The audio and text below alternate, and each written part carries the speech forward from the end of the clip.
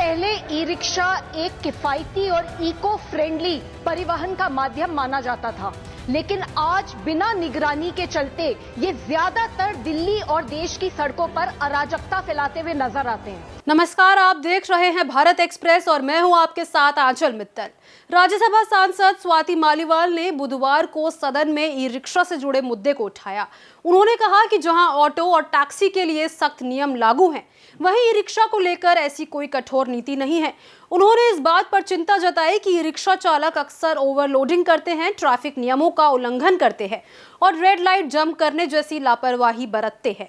इस वजह से सड़कों पर अव्यवस्था फैल रही है और यातायात प्रभावित हो रहा है। स्वाति मालीवाल ने कहा कि शुरुआत में ई रिक्शा को किफायती और पर्यावरण के अनुकूल यातायात का एक अच्छा साधन माना जाता था, लेकिन अब इनकी निगरानी न होने के कारण ये अव्यवस्था का कारण बनते जा रहे हैं। उन्होंने कहा कि दिल्ली और देश के अन्य हिस्सों में इनकी अनियंत्रित संख्या के कारण ट्रैफिक जाम की समस्या उत्पन्न हो रही है। उन्होंने खास तौर पर मेट्रो स्टेशनों और बाजारों के बाहर लगने वाले जाम का उल्लेख किया। सर, पहले ई रिक्शा एक किफायती और इको फ्रेंडली परिवहन का माध्यम माना जाता था, लेकिन आज बिना निगरानी के चलते ये ज्यादातर दिल्ली और देश की सड़कों पर अराजकता फैलाते हुए नजर आते हैं। सर, जहां ऑटोज और टैक्सीज के लेकर बहुत सख्त नियम है, वहीं ई रिक्शा धड़ल्ले से बिना किसी नियंत्रण के, बिना किसी जवाबदेही के चले जा रहे हैं। सर, दिल्ली के किसी भी मेट्रो स्टेशन के बाहर देख लीजिए, दिल्ली के किसी भी मार्केट के बाहर देख लीजिए, सैकड़ों की संख्या में ई रिक्शा सड़कों के ऊपर खड़े होकर जाम लगाते हुए दिखेंगे। सर, हम ये नहीं कह रहे कि सारे के सारे ई रिक्शा चालक गलत हैं, पर सच ये है कि बहुत ओवरलोडिंग होती है। एक एक ई रिक्शा में जहां 3 से 4 लोग बैठ सकते हैं, वहां 8 से 10 लोग बिठा दिए जाते हैं। सर, ये ई रिक्शा के स्ट्रक्चर्स ऐसे होते हैं कि अगर हल्का सा बैलेंस बिगड़ा नहीं, पूरी की पूरी गाड़ी पलट जाती है। सर, ये भी देखने को आता है कि बहुत सारे ई रिक्शा ड्राइवर्स, उनके पास ना तो कोई लाइसेंस है, ना ही किसी प्रकार का कोई ट्रेनिंग, रॉन्ग साइड पे चलाते हैं, ओवर स्पीडिंग करते हैं, रेड लाइट तोड़ते हैं। ये सब आम होता जा रहा है। सर, राज्य सरकारों के पास कोई आंकड़े भी नहीं है। दिल्ली में ही बताया जाता है कि 2.5 लाख से ज्यादा ई रिक्शा सड़कों पे चल रहे हैं, पर कितनों के पास रजिस्ट्रेशन है, कितनों के पास लाइसेंस है, सर किसी को नहीं पता। सर, 1 महीने पहले एक 10 साल की बच्ची की दिल्ली में मौत हुई क्योंकि एक तेज रफ्तार ई रिक्शा आकर उसे टकरा गई।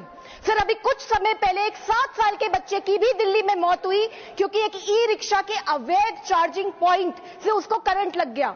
सर, इस तरीके के इंसिडेंट्स बढ़ते चले जा रहे हैं। राज्य सरकारों को चाहिए कि सबसे पहले ई रिक्शा की संख्या को सीमित करें। ई रिक्शा के वाहन और चालक दोनों का लाइसेंसिंग होना चाहिए, रूट निर्धारित होने चाहिए, स्टैंड निर्धारित होने चाहिए। जितने अवैध चार्जिंग पॉइंट्स चल रहे हैं ई रिक्शा के, सबको बैन करना चाहिए, बंद करना चाहिए। और सबसे जरूरी बात, अगर कोई नियम तोड़े तो उसके ऊपर सख्त से सख्त कार्यवाही होनी चाहिए। सर, केंद्र सरकार को चाहिए कि राज्य सरकारों की इस इशू पे जवाबदेही तय हो। सर, हमें सुविधा चाहिए लेकिन सिस्टम के साथ, हमें रफ्तार भी चाहिए लेकिन जिम्मेदारी के साथ, और सबसे बड़ी बात सर, हमें प्रगति चाहिए लेकिन किसी की जिंदगी की कीमत पे नहीं। ई रिक्शा की अनियंत्रित संख्या और उनके कारण हो रही दुर्घटनाओं को लेकर अब ये जरूरी हो गया है कि सरकार इस पर सख्त कार्रवाई करे। स्वाति मालीवाल ने सरकार से आग्रह किया कि उन मुद्दों पर गंभीरता से विचार किया जाए और जल्द से जल्द समाधान निकाला जाए। उन्होंने ये भी कहा कि सरकार को ई रिक्शा चालकों की सुरक्षा और अधिकारों का भी ध्यान रखना चाहिए, लेकिन साथ ही आम जनता की सुरक्षा को प्राथमिकता देनी होगी। अब देखने वाली बात ये होगी कि सरकार इस मुद्दे पर क्या कदम उठाती है और क्या ई रिक्शा से जुड़ी अव्यवस्थाओं को सुधारने के लिए ठोस नीतियां बनाई जाती हैं या नहीं। अब आपकी क्या राय है इसको लेकर कमेंट बॉक्स में जरूर शेयर करें, साथ ही हमारे चैनल को जरूर सब्सक्राइब करें।